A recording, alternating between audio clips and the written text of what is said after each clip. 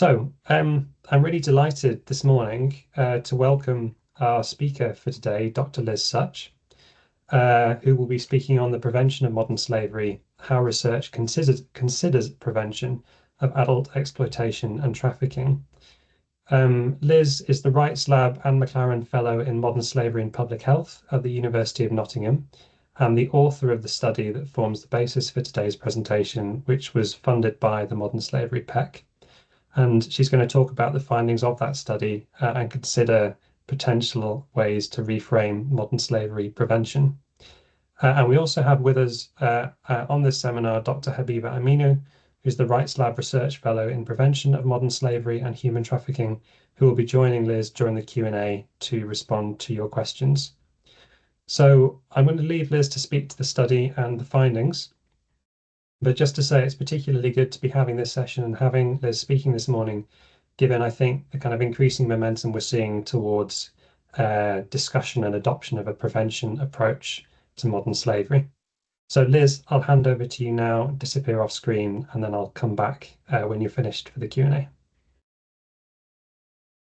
That's great. Thank you so much, Owen, and fantastic to see so many people here and lots of names that I don't recognise, which is really, really great. So welcome to the seminar. Yeah, I'm Liz. I'm a McLaren Fellow at the School of Health Sciences at the University of Nottingham, and I work closely with my colleague, Dr. Habiba Aminu. So maybe Habiba, you'd like to just introduce yourself. I think you're on mute, Habiba.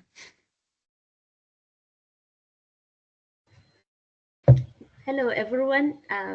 It is a privilege to meet you all today. And my name is Habiba Aminu. I work as a research fellow at the University of Nottingham School of Health Sciences. And I work on projects on modern slavery prevention alongside Liz and other colleagues.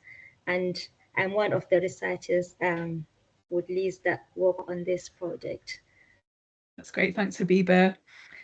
Okay, so I'm going to share my screen with you now. So just bear with me while I do that.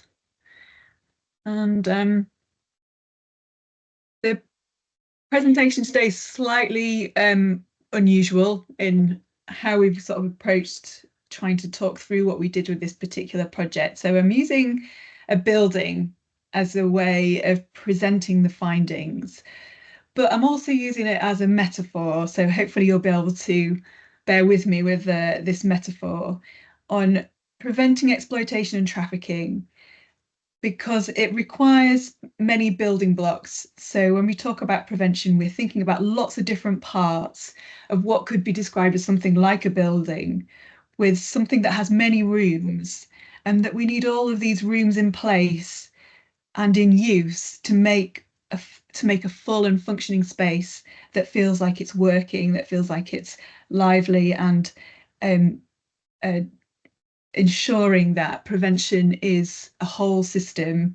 So I'm using this as a metaphor. Hopefully, if there's nothing else that sticks in your mind today, it will be the metaphor of a building of prevention. So I'll explore the building in terms of a way of looking at our research project or the findings from our research project, and more broadly as a way to explore what we might want to build in prevention.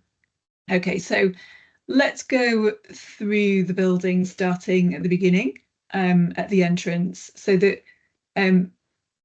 we have a clear idea about what we were trying to do in this project. So this was a project which was really bringing evidence together. So it wasn't original work. So we didn't go out to participants and do original research, although I do acknowledge the really helpful input of the MSPEC's lived experience advisory panel, who helped us in the initial stages.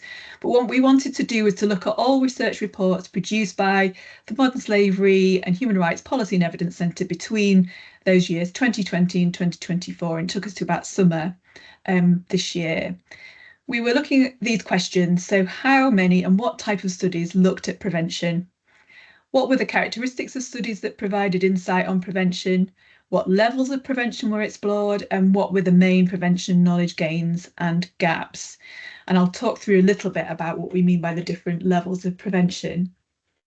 Going back to the main building plan, I think one important thing to emphasise in the title here is that we're looking at the evidence on adults. So there was a companion piece that was done by colleagues on children, so taking the children's evidence, and that's due to be complete pretty soon.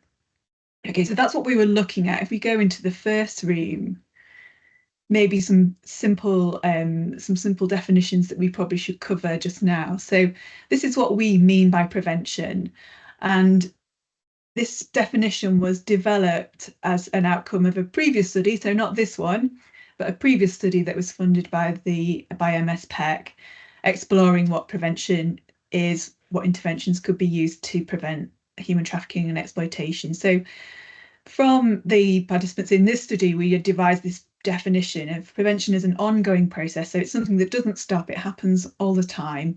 And it's about avoiding and minimizing the practice, exploitation or trafficking and the harm it creates. And this could be achieved by intervening before harm occurs, by intervening early on once harm has occurred, and by treating harms. It's also inclusive of action to prevent re-exploitation and re-trafficking, and really importantly, includes enabling people to exercise choice and control over their lives and to thrive. And that was a really important part of the definition when we generated it from our original research study. The way in which that's presented in the report, which sits alongside this webinar, this lunchtime webinar, is this graphic on what we mean by that definition. So it's a continuum, so a process, and it's the better prevention continuum, so BETR, preventing before, early, treating or tertiary prevention, and preventing re-trafficking. And that's taken from a public health approach, public health definitions of prevention, revised and developed for this area of work.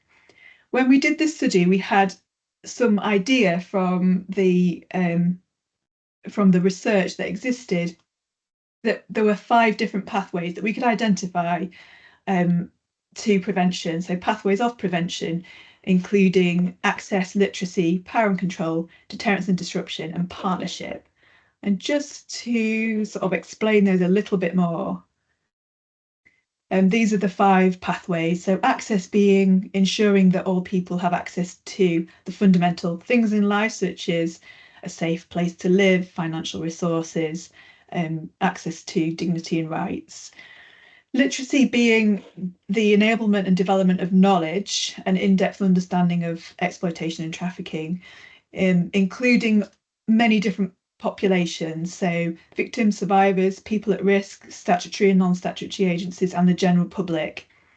Literacy isn't just about knowledge, but it's also about having the skills to take action at personal, community, or organisational levels. Power and control is about building individual and community control, power and resilience, and opportunities to thrive. Deterrence and disruption is probably what you think of more about law enforcement and policing, but it's about disrupting and deterring perpetration. Partnership is about building partnerships through coordination and the pooling of resources, so that those responses, the preventative responses, are more effective. So it's really the whole being greater than the sum of its parts. Those are the pathways. And when we were looking in this current study about prevention, we did consider all those different pathways, and we also tried to look for any new ones that might be emerging from the evidence we had. So that's the definitions. That was what we were working with. It was like our analytical framework and our working definition, if you like. So that's the second room. What's in room 2? So this is a very high level overview of what we were working with in this study. So Modern Slavery Policy and Evidence Centre had, by the time we were looking at the evidence, published around 44 different studies. And when we selected our studies, we used inclusion and exclusion criteria, ended up with about 37 studies. Importantly, almost all had something to say about prevention, but that wasn't always spelt out. And there are many reasons for this. only 2 of the calls, for example, that MSPEC put out during that period were specifically focusing on prevention. So that was the main headline topic for the funding call for research.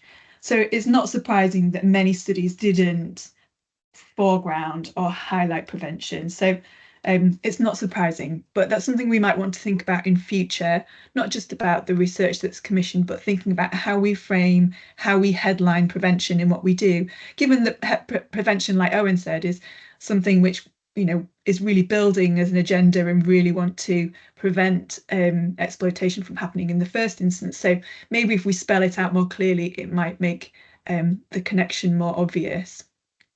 So from the 37 studies, 14 of those studies more directly talked about prevention explicitly, although we still had to make some sort of analytical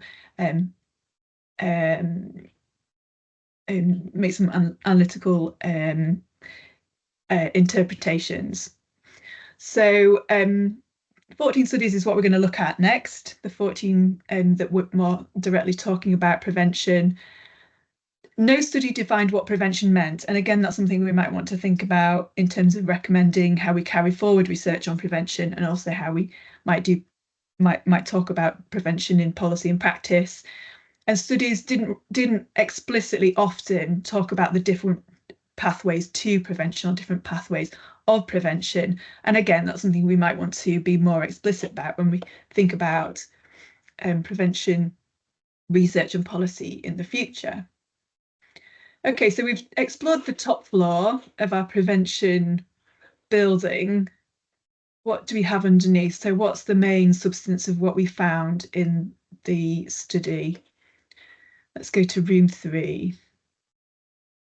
Okay, so what we found was that in the body of research that we looked at, the area where most studies focus was on this third part of the prevention continuum, so treatment or tertiary prevention, as you would say in public health. So this was about survivor care, survivor recovery and support.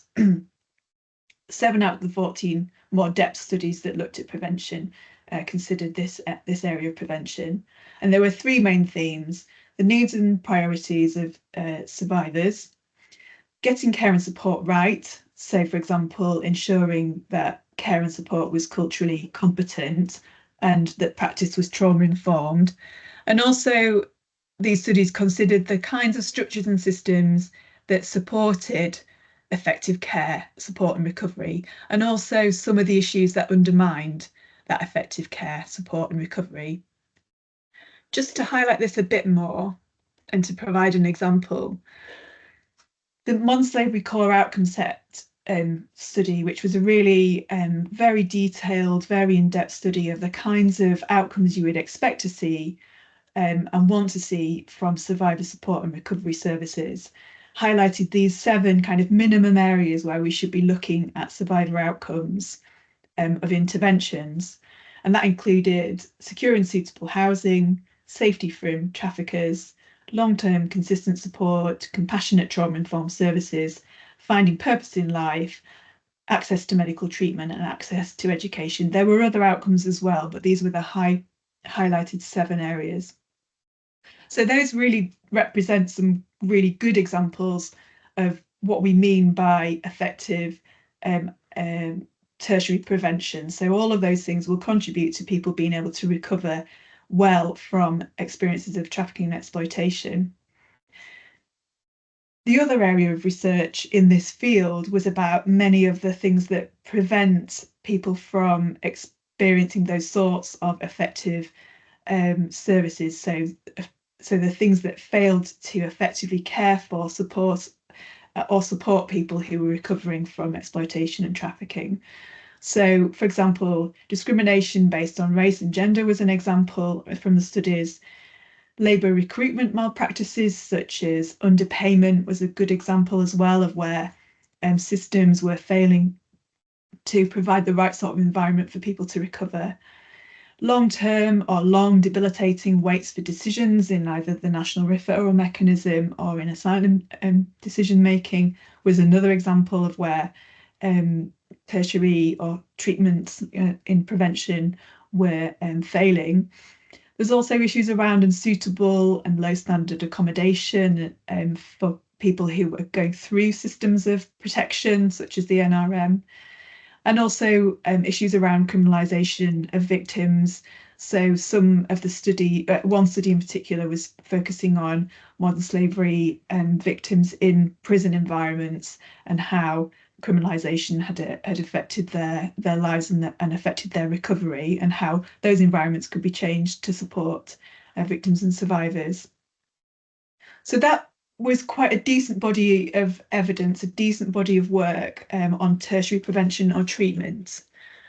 And that, like I say, was 7 of the 14 studies, but many of the studies across the board had something to say about better tertiary prevention, so better ways of supporting people once exploitation and trafficking had happened.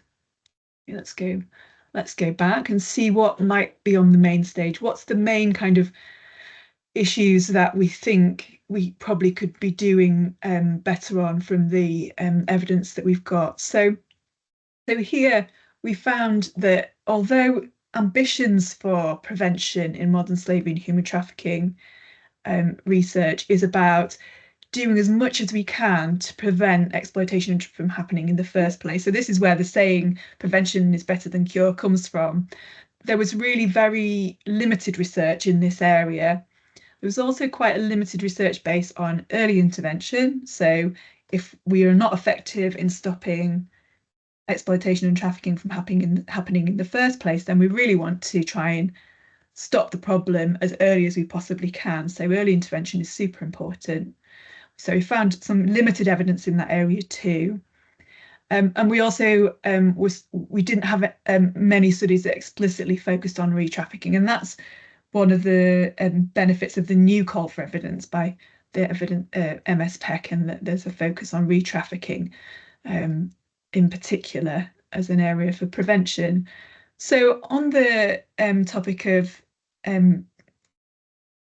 preventing exploitation before exploitation happened, there was a decent body of research on trade and investment and supply chains.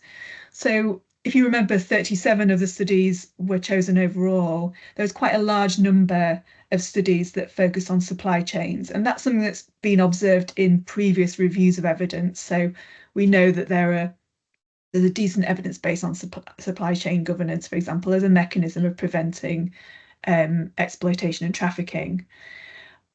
We do know, however, that there's also many more ways in which we can prevent exploitation from happening in the first place, and that might be addressing some of the other root causes of exploitation and trafficking. So we know that war and conflict, which drives irregular migration patterns, are one of the root causes and one of the main drivers of exploitation and trafficking, and that often can lead to destitution and poverty and living in very difficult circumstances. And it's those sorts of very early risk elements that could be more explored in the evidence base.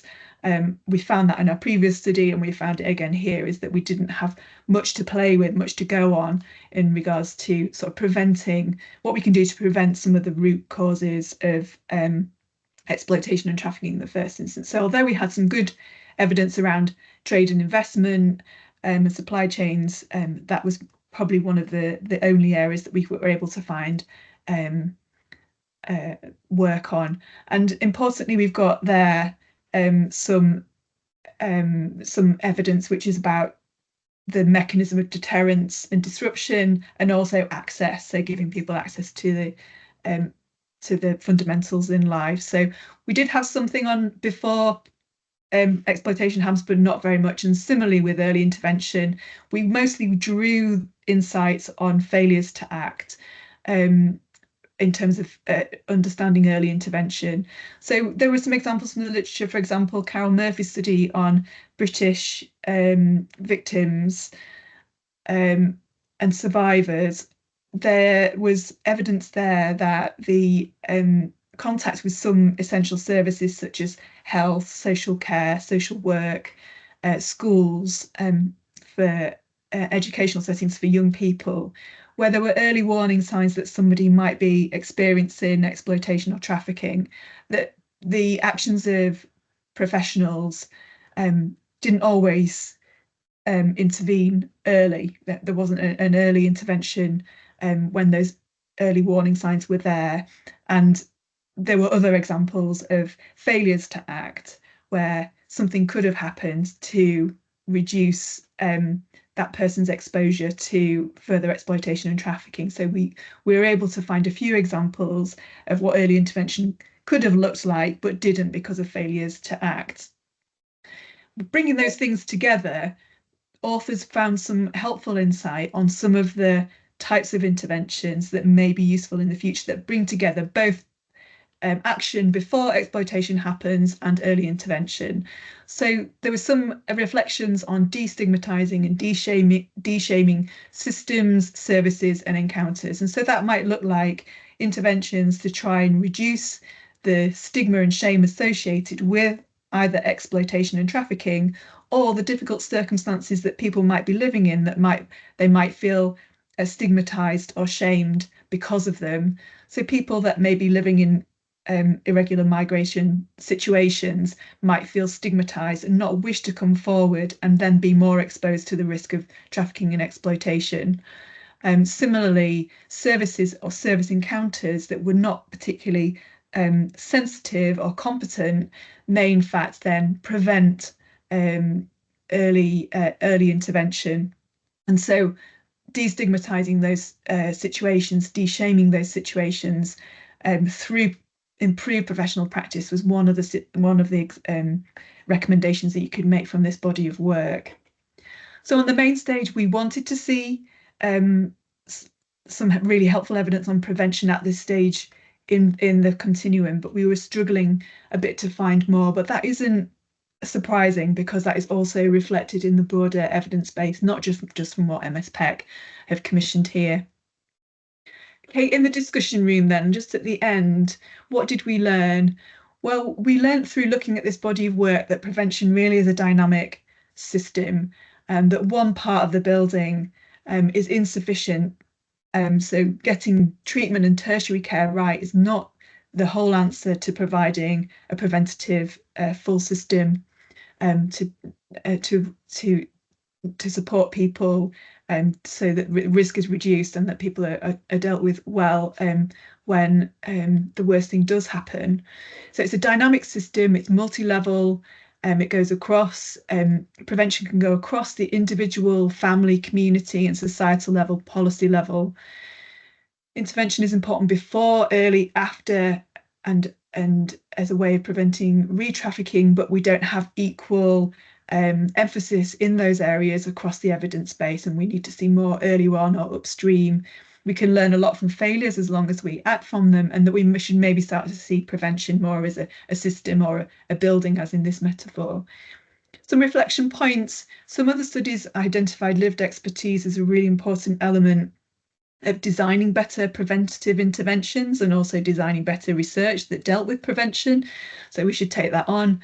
We should also take on better definitions, more workable definitions. We need to foreground perhaps prevention more, because it's one of our key goals. If it's one of our key goals, we need to make sure we articulate what we mean by it and how we can address different stages of the prevention continuum. We should look further upstream to prevent exploitation before it happens, learn from failures, use a prevention lens, maybe design something that looks like a prevention lens to help us do that. We shouldn't just research, we should evaluate, is potentially one of the outcomes from this piece of work. We didn't find evaluation pieces, it was all research focused. Suggestions around improving services and something that would improve the evidence base too is about building trust, and that's done well through survivor involvement engagement. Stigma and shame disruption were two identified areas of making sure that the prevention system was more robust, but there are also potentially lots of other prevention pathways available to us that we're not yet aware of, because the evidence base is not yet quite substantial enough. Okay, I'm going to go back. I lost entire track of time. And so apologies for that. No problem at all. Thanks so much, Liz, for that really, really helpful and comprehensive presentation. And I think it's particularly good to have had you highlight those learnings and areas for future work and to consider at the end there. And I'm hoping that some of those resonated with people on the call who might want to chime in about how that relates to their own future work and priorities. Um, so brilliant. Thank you very much. On to the Q&A. We've got about 15 minutes left for that. A reminder to those who might have missed it at the start of the call, we've got the chat open for you to drop in written questions. And although we're recording this session, any questions asked through the chat, they won't appear in the recording, so they will remain anonymous. But if you would like to ask a question verbally, you can use the raise hand function and we'll come to you to unmute you and enable your camera. So please do that if you would prefer, or else drop your questions into the chat. And while you're thinking about those, I might kick off if that's okay. And I thought one question I had as you were talking, Liz, was you mentioned some of the evidence gaps, particularly around the categories of before prevention before exploitation takes place, or prevention very early on in the situation of exploitation. I wondered if you had any thoughts about why the gaps are in those areas in particular. Is there something about those aspects of prevention that makes them harder to research in terms of methodology or the resource required or whatever it might be, compared to looking at prevention in terms of re-trafficking and survivor recovery? Sure, yeah. And Biba, you might have some thoughts on this too, but I think one thing that really resonates with me, and I think back to a lot, is when we were doing the original piece of work on prevention, and one of the comments from a participant was, it's very difficult to prove that something hasn't happened. Yeah, so developing kind of sensible research designs. I mean, there are ways of doing it, and it'd be really great to explore those methodological challenges and use more inventive, more expressive, maybe methods of identifying where harm that could have occurred didn't happen, rather than just continually learning from mistakes or failures. So, doing things like some mapping exercises with people to sort of identify real sort of risky points in either life cycles or experiences in particular settings, where those like danger points might be and how you could change the setting or intervene in some other way to make those danger points like less difficult, less likely to come about. And then draw through some kind of logic of what might have happened, so it's sort of like plausible explanations of what might have happened if that intervention or that setting hadn't been changed. So there are some ways of doing it, but it is difficult because of that issue of, how do you prove something hasn't happened? Habib, I don't know if you had any thoughts on that.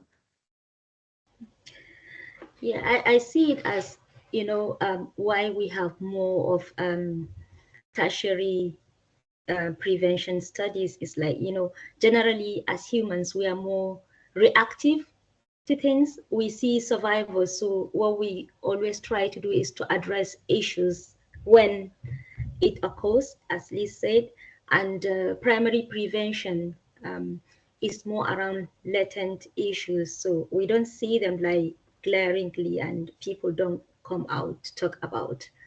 This is when this is likely to happen, and when it happens, this is what the problem is. So we always address problems in general as humans. Yeah, that's really interesting. Thank you. I can see how it's more challenging to sort of foresee a potential danger and then prove that something hasn't happened by addressing that danger. But I guess that's a bit of a challenge to researchers out there and evaluators out there to see how we can do that. So we've got a couple of questions in the chat that I'm going to come to. The first one is asking about so specifically how the T in the better framework, the treat and the tertiary area, is different or similar to the protection component under the 3Ps framework. And I guess more broadly, maybe your thoughts on how the prevention framework relates to the 3Ps framework of prosecutions, protect and prevent, and kind of and partnerships in some models, I think. How you see those linking together? Sure. So I think there's whilst the definition that we presented and the framework that we presented is helpful in many ways, I think there's also a risk that you then say that prevention is everything, and that prevention sometimes just doesn't chime with some professional groups or some some people that are working in the field. It's sometimes better to use the language of protection, sometimes better to use the language. I'm not sure about prosecutions, but certainly there's a great crossover in protection and treatment. Though I do hesitate with treatment sometimes, and this is one of the things that came from the LEAP consultation, was that treatment is a bit medicalizing.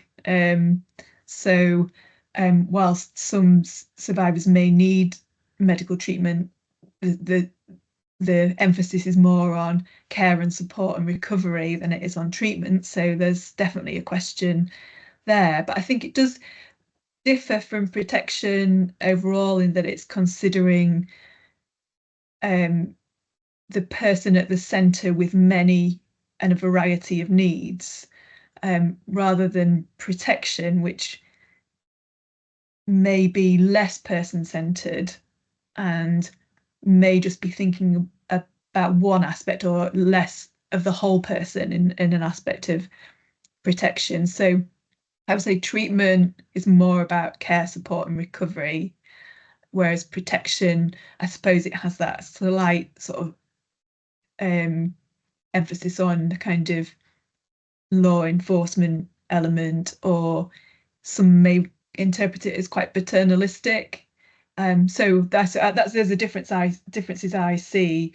I think the 3Ps framework, or the 4Ps, that still works well as long as you've got good definitions of each. And I think prevention has been under theorized or under defined in other work, and certainly sort of the old modern slavery strategy, the Home Office strategy, has prevention more about preventing people from becoming perpetrators, whereas I think this is a much more broad, all-encompassing definition that comes from people who've got lived experience as well as people that work in the sector. So, Habiba, do you have any thoughts on that one? That's great, thank you. I'm going to come then to someone who's put their hand up to ask a question. Apologies if I'm not pronouncing your name correctly, but I think it is Shirley. So Shirley, feel free to unmute yourself, and if you did want to, I can bring you on screen with your camera as well. And maybe if you could, when you speak, just introduce yourself as well when you're asking your question.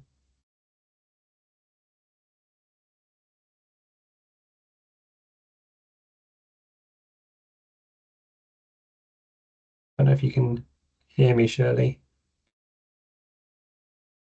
Maybe there's an audio issue there, in which case maybe I'll come back to you in a second if that's okay, and come in the meantime to Philippa Roberts, who I think has just put her hand up. So Philippa, feel free to unmute yourself and go ahead.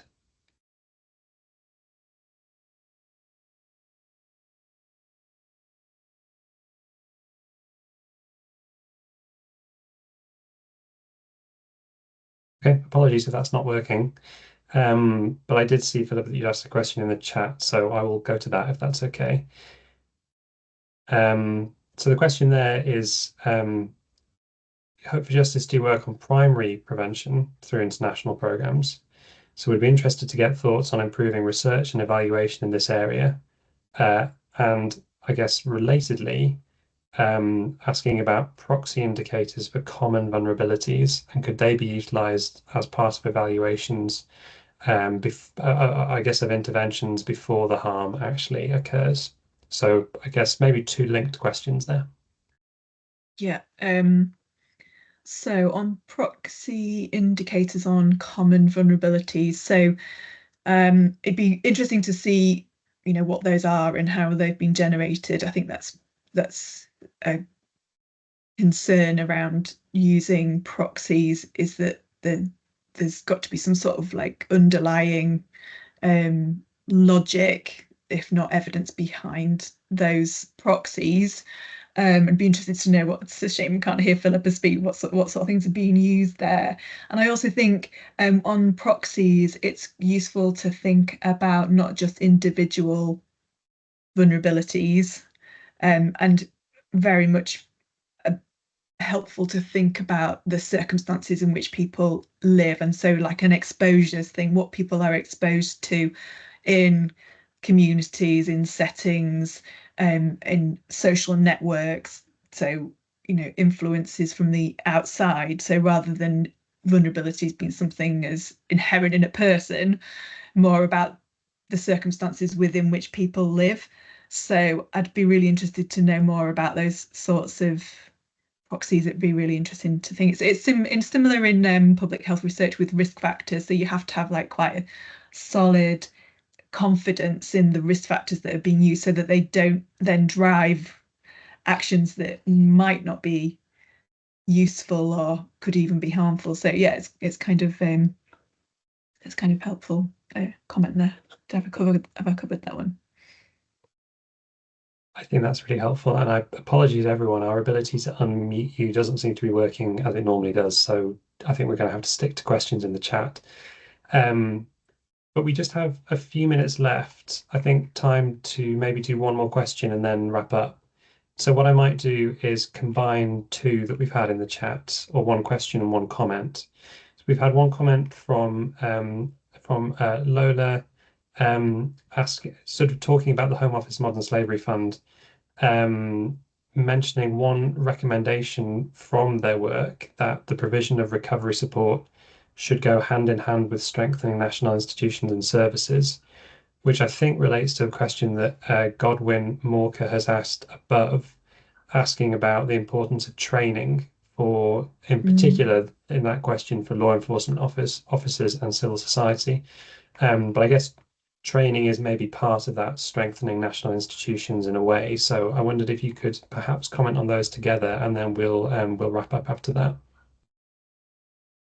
Yeah, I mean, again, it's really good to see and hear that about strengthening institutions and services, because that's about building resilience into a system rather than depending on people to be able to rebuff or resist or be resilient individually, which is a lot to ask of people that often live in difficult situations. So that's really good to see that recommendation. And same goes for training and capacity building among professions. So prevention, so knowing from a bit of work with policing, prevention can be difficult as a concept and as a series of practices that runs through from the top sort of strategic level of policing through to the front line. And that's definitely a work in progress, I think, with law enforcement and policing, because it's a fundamental part of policing, and it underscores many of its originating principles, but it's actually quite hard to operationalize. So I think there's probably loads of work that could be done there on strengthening that prevention thing. I don't know, Habi, if you have thoughts on that?